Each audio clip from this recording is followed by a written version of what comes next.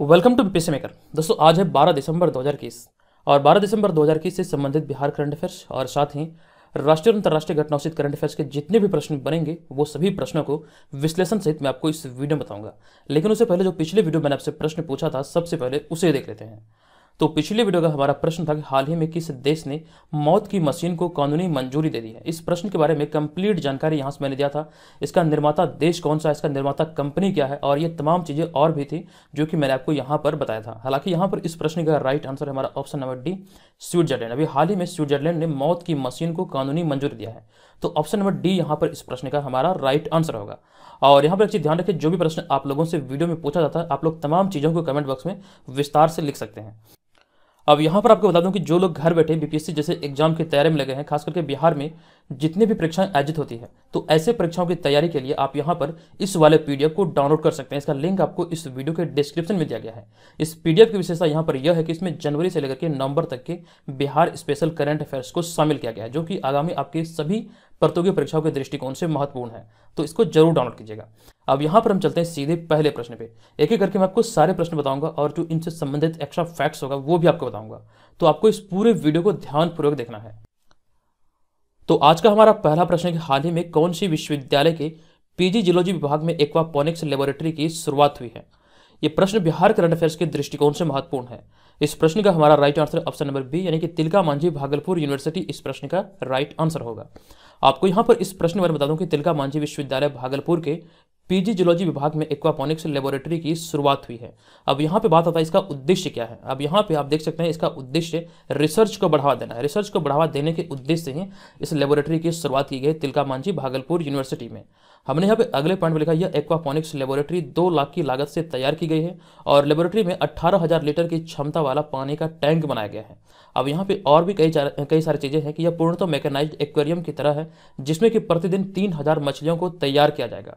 और यहाँ पे हमने भागलपुर से रिलेटेड एक पॉइंट को ऐड किया कि हाल ही में भागलपुर का जीआई टैग प्राप्त जर्दालू आम राष्ट्रपति और प्रधानमंत्री को भेजा गया था और साथ साथ बहरीन को भी ये निर्यात किया गया था। आपको ध्यान रखना है जीआई टैग प्राप्त जो जर्दालू आम है ये भागलपुर से रिलेटेड है। यहाँ से आपको ये ध्यान रखना है 2018 में इसे मतलब कह सकते हैं जीआई टैग दिया गया है। और जीआई टैग क्या होता है, ये कब दिया जाता है, क्यों दिया जाता है, कंप्लीट जानकारी मैं आपको ऑलरेडी कई बार दे चुका हूँ। हालांकि यहाँ पर एक वीडियो जल्द ही चैनल पर अपलोड होगा जीआई टैग से संबंधित, जहाँ पर मैंने आपको बताया कि जीआई टैग क्या है और ये 2021 में जितने भी उत्पाद को जीआई टैग दिया गया तमाम चीज़ों की जानकारी वहाँ पर आपको देखने को मिलेगा। जल्द ही ये वीडियो चैनल पे अपलोड होगा। अब यहाँ पर हम चलते हैं अगले प्रश्न पे। हमारा अगला होगा दूसरा प्रश्न। ये प्रश्न हाल ही में सुपौल जिला के किस बेटे का चयन नेशनल योगासन स्पोर्ट्स चैंपियनशिप 2021-22 के लिए किया गया है। यह भी एक इंपॉर्टेंट प्रश्न है और इस प्रश्न का हमारा राइट आंसर है ऑप्शन नंबर सी, यानी कि प्रांजल कुमार इस प्रश्न का राइट आंसर होगा।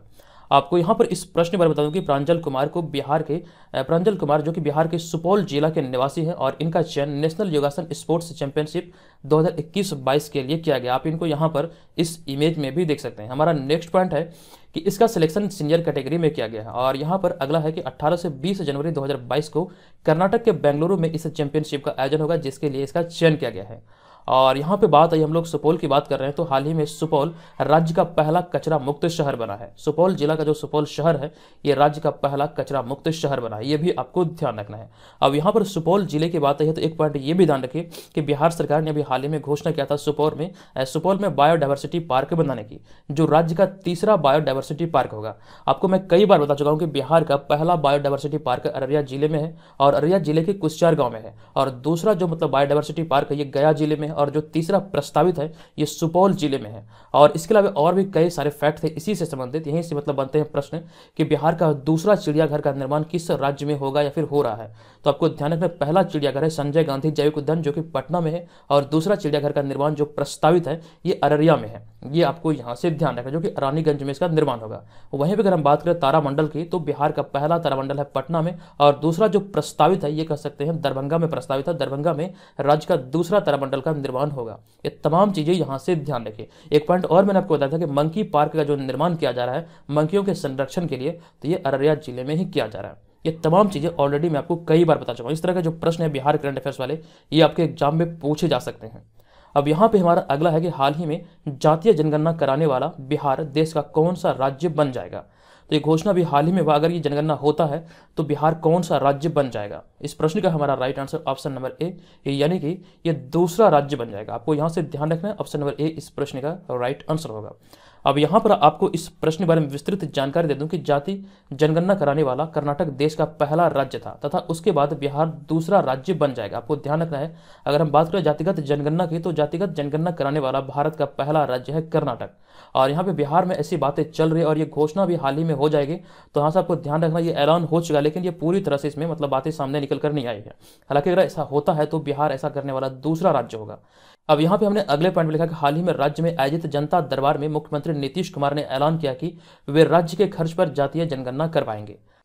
अब यहाँ पर जनगणना की बात हुई तो जनगणना से रिलेटेड कुछ और चीज़ों को हमने ऐड किया है कि देश में पहली बार नियमित जनगणना की शुरुआत 1881 ईस्वी से हुई थी। ये आपको यहाँ से ध्यान रखना है और ये लॉर्ड मेयो के शासनकाल में शायद ये शुरू हुआ था। और यहाँ पे हमारा अगला पॉइंट है 1831 से 1931 तक की जनगणना में जातियों का भी जनगणना किया गया था और 1941 में जातिगत जनगणना हुई परंतु आंकड़े जारी नहीं किए गए थे। अब यहाँ पे हमारा अगला पॉइंट है 1951 से केवल SC ST के लिए जातिगत जनगणना होती है या फिर होती आ रही है। तो ये तमाम चीज़ों की बात यहाँ पर मतलब तमाम चीज़ों की जानकारी यहाँ से आप लोग ध्यान रखिएगा। अब यहाँ पर एक चीज़ आपको ये याद रखना है कि 2011 वाला जो जनगणना अभी हाल ही में हुआ है, यानी कि लेटेस्ट जो जनगणना है ये 2011 का ही है और 2021 वाला जो जनगणना है ये जब तक नहीं हो जाता तब तक ये 2011 के जनगणना से जो रिलेटेड फैक्ट्स निकल कर सामने आते हैं वो तमाम चीज़ों को यहाँ से आपको ध्यान रखना है। ऐसे में आपको यहाँ पर याद रखना है कि प्रत्येक 10 वर्ष के अंतराल पर यह जनगणना होती है, लेकिन 2011 वाला जनगणना जब तक नहीं हो जाता तब तक जो 2011 से रिलेटेड जो फैक्ट है वो इंपॉर्टेंट होंगे और ये लास्ट समय है तो यहाँ से आपके प्रश्न ज़्यादा से ज़्यादा बनेंगे। इस चीज़ का यहाँ से आप लोग ध्यान रखिएगा। अब यहाँ पर हम चलते हैं अगले प्रश्न पे। हमारा अगला होगा चौथा प्रश्न। ये प्रश्न कैबिनेट के फैसले के अनुसार प्रधानमंत्री ग्रामीण आवास योजना कब तक जारी रखी जाएगी? यह भी एक इंपॉर्टेंट प्रश्न है और इस प्रश्न का हमारा right answer option number C, यानी कि 2024 तक ये मतलब कि प्रधानमंत्री ग्रामीण आवास योजना को जारी रखा जाएगा। ऑप्शन नंबर सी यहाँ पर इसका राइट आंसर होगा। आपको यहाँ पर इस प्रश्न के बारे में विस्तृत जानकारी दे दूं कि प्रधानमंत्री नरेंद्र मोदी ने सबको पक्का घर देने की इच्छा को पूरा करने के लिए प्रधानमंत्री ग्रामीण आवास योजना को 2024 तक के लिए बढ़ा दिया है। आपको ध्यान रखना है इसकी जो अवधि है ये बढ़ा करके 2024 की गई है और यहाँ पर प्रधानमंत्री की अध्यक्षता में केंद्रीय मंत्रिमंडल की बैठक में इस प्रस्ताव को भी हाल ही में मंजूरी दे दिया गया।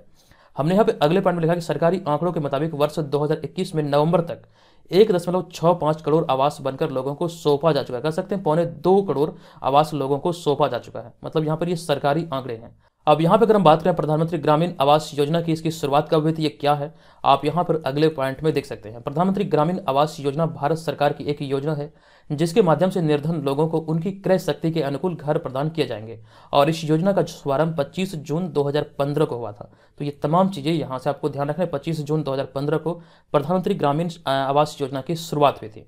अब यहाँ पर देखिए हम लोग बात कर रहे हैं प्रधानमंत्री नरेंद्र मोदी की, तो यहाँ से आपके प्रश्न कई बार एग्जाम में बन सकते हैं। कुछ पॉइंट को हमने यहाँ पर ऐड किया है, आप इसको देख सकते हैं कि प्रधानमंत्री नरेंद्र मोदी का अगर हम बात करें तो प्रधानमंत्री नरेंद्र मोदी का पूरा नाम है नरेंद्र दामोदर दास मोदी और इनका जन्म 17 सितंबर 1950 को हुआ था और वे 26 मई 2014 से लगातार दूसरी बार भारत के प्रधानमंत्री बने हैं और वे वाराणसी से लोकसभा सांसद भी चुने गए। और एक पॉइंट यहाँ पर यह है कि वे भारत के प्रधानमंत्री पद पर आसीन होने वाले स्वतंत्र भारत में जन्मे प्रथम व्यक्ति है। मोस्ट इंपॉर्टेंट पॉइंट है कि प्रधानमंत्री नरेंद्र मोदी, अगर हम बात करें प्रधानमंत्री पद पर आसीन होने वाले प्रथम प्रधानमंत्री की, तो ऐसे प्रथम प्रधानमंत्री है जिन्होंने भारत में स्वतंत्र भारत में जन्म लिया है। और यहाँ पे हमारा अगला पॉइंट है, इससे पहले वे 7 अक्टूबर 2001 से 22 मई 2014 तक गुजरात के मुख्यमंत्री रह चुके हैं।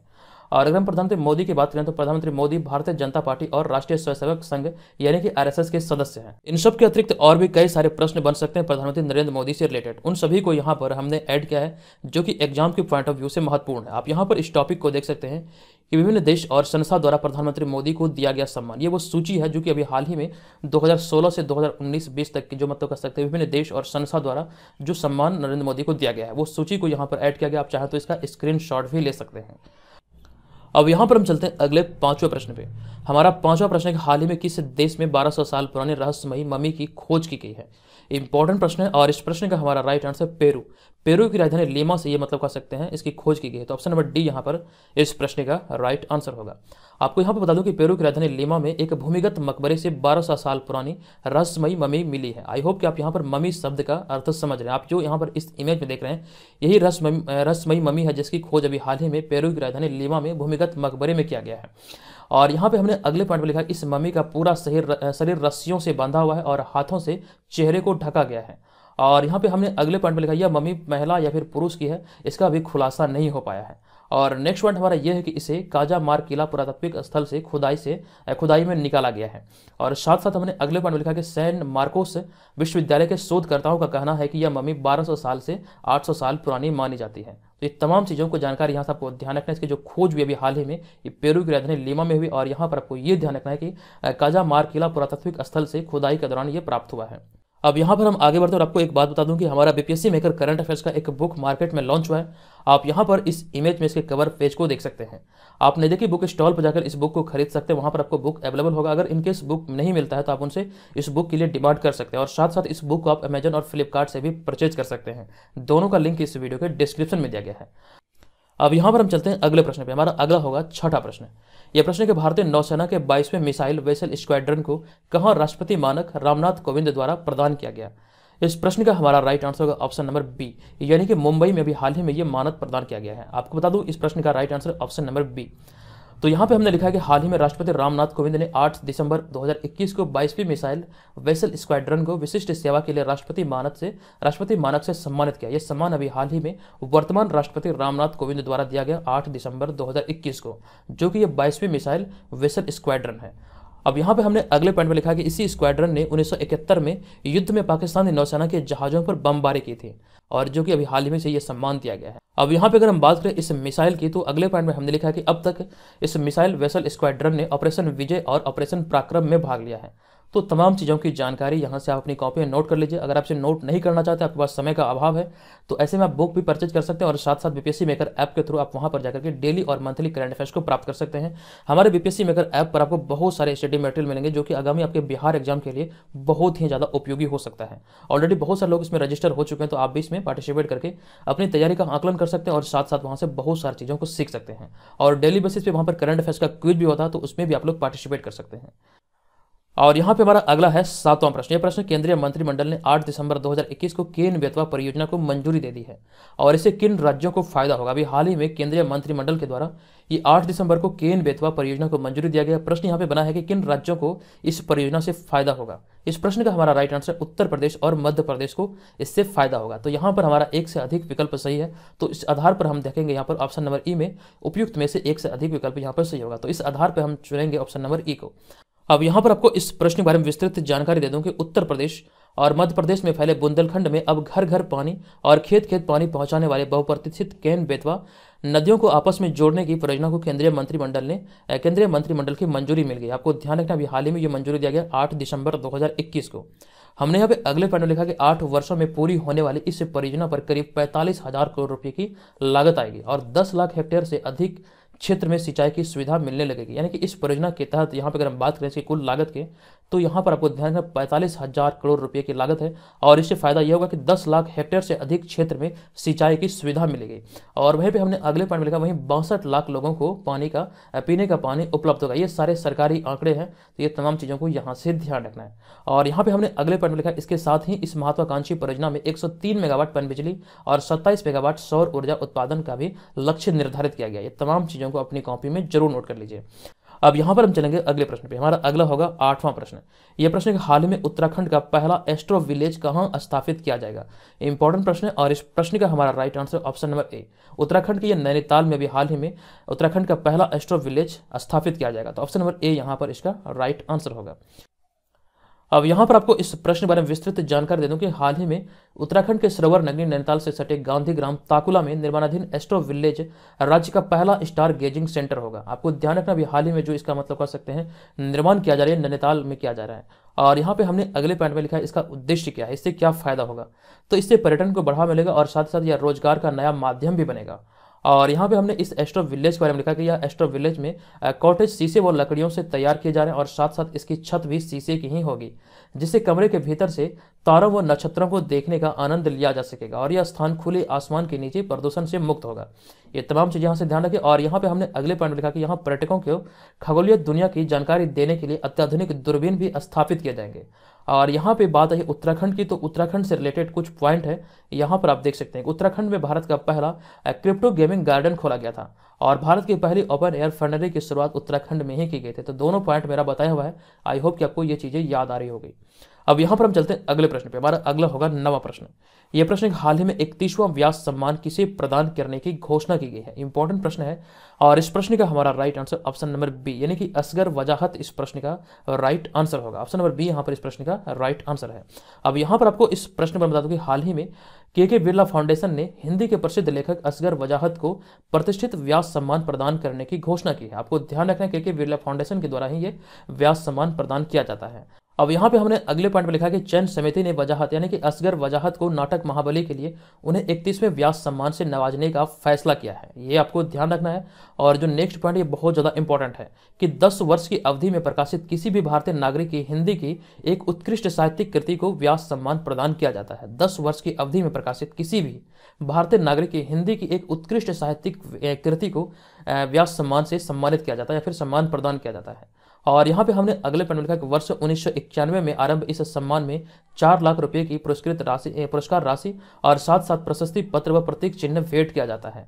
और यहाँ पे अगर हम बात करें असगर वजाहत की तो आप यहाँ पर अगले पॉइंट में देख सकते हैं असगर वजाहत का जन्म 5 जुलाई 1946 को उत्तर प्रदेश के फतेहपुर में हुआ था। और इसके अलावा हमारा अगला पॉइंट है कि सरन कुमार लिम्बाले को 2020 में 30वां सरस्वती सम्मान से सम्मानित किया गया था। और इसके अलावा जो ऑप्शन नंबर डी में आप यहाँ पर देख रहे हैं वासुदेव मोहे, तो वासुदेव मोहे को 2019 में सरस्वती सम्मान से सम्मानित किया गया था। ये तमाम चीज़ों की जानकारी को यहाँ से आप लोगों को ध्यान रखना है। ये छोटे छोटे फैक्ट्स ही आपको एग्जाम में ज़्यादा स्कोर करने में मदद करेगा। हमारा यहाँ पे अगला होगा 10वां प्रश्न। ये प्रश्न हाल ही में किस राज्य में सबसे ज़्यादा इलेक्ट्रिक वाहनों का पंजीकरण हुआ है। यह भी एक इंपॉर्टेंट प्रश्न है और इस प्रश्न का हमारा right answer option number D, इस प्रश्न का राइट आंसर उत्तर प्रदेश। अब यहाँ पर आपको इस प्रश्न के बारे में विस्तृत जानकारी दे दूं कि देश में यानी कि भारत में सबसे ज़्यादा इलेक्ट्रिक वाहनों का पंजीकरण उत्तर प्रदेश में हुआ है। और वहीं पर अगर हम बात करें इस मतलब श्रेणी में दूसरे स्थान पर दिल्ली तथा तीसरे स्थान पर कर्नाटक राज्य है। यहाँ पे हमने अगले पॉइंट में लिखा है कि भारी उद्योग मंत्रालय ने जीवाश्म ईंधन पर निर्भरता को कम करने के लिए देश में इलेक्ट्रिकल और हाइब्रिड वाहनों को बढ़ावा देने के लिए वर्ष 2015 में फेम इंडिया स्कीम का ऐलान किया था। और फेम इंडिया के दूसरे चरण को 1 अप्रैल 2019 से 5 साल की अवधि के लिए लागू किया गया है। और साथ साथ यहाँ पर उत्तर प्रदेश की बात आई है तो उत्तर प्रदेश के बारे में हमने एक पॉइंट को लिखा है कि उत्तर प्रदेश भारत का अधिकतम अंतर्राष्ट्रीय हवाई अड्डा वाला राज्य बन गया है। तो यहाँ से तमाम चीज़ों की जानकारी याद रखिए। अगर हम बात करें सबसे ज़्यादा इलेक्ट्रिक वाहनों का पंजीकरण किस राज्य में हुआ तो उत्तर प्रदेश इसमें शीर्ष पर है और दूसरे स्थान पर है दिल्ली तथा तीसरे स्थान पर है कर्नाटक।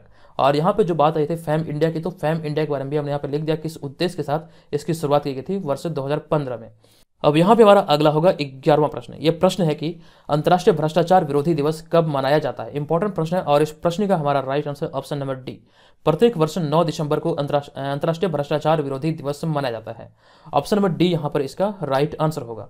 आपको यहाँ पर इस प्रश्न के बारे में विस्तृत जानकारी दे दूं कि हर वर्ष यानी कि प्रत्येक वर्ष 9 दिसंबर को भ्रष्टाचार के खिलाफ जागरूकता फैलाने के लिए अंतर्राष्ट्रीय भ्रष्टाचार विरोधी दिवस मनाया जाता है, यानी कि इंटरनेशनल एंटी करप्शन डे प्रत्येक वर्ष 9 दिसंबर को मनाया जाता है। अब यहाँ पे हमने अगले पॉइंट में लिखा है इसे मनाने का उद्देश्य लोगों को भ्रष्टाचार के प्रति जागरूक करना है।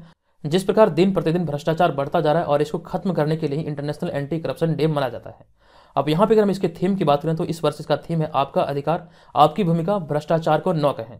ये इसका 2021 का ये थीम निर्धारित किया गया है। और यहाँ पे हमने अगले पॉइंट में 7 दिसंबर के बारे में लिखा कि 7 दिसंबर को अंतर्राष्ट्रीय नागरिक उड्डयन दिवस मनाया जाता है।